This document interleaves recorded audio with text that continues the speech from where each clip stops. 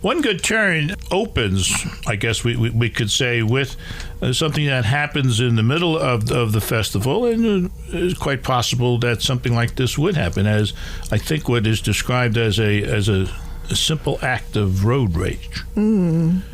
Yes, I find road rage really interesting, actually, because I'm sure that most people who are involved in road rage, if they stepped outside of their car, would probably be perfectly decent people. But not in this case, because the guy who's involved in this road rage is a particularly nasty piece of work.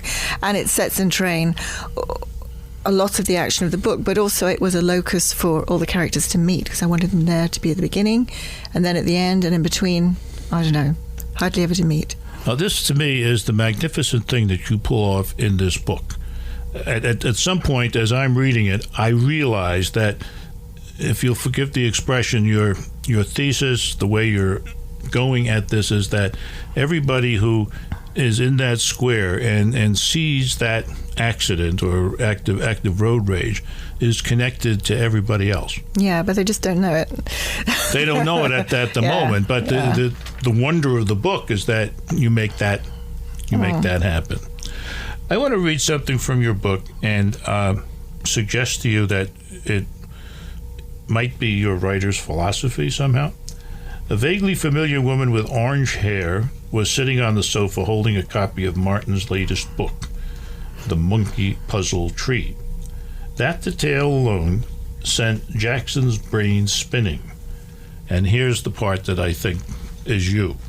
Boxes within boxes, dolls within dolls, worlds within worlds, everything was connected, everything in the whole world.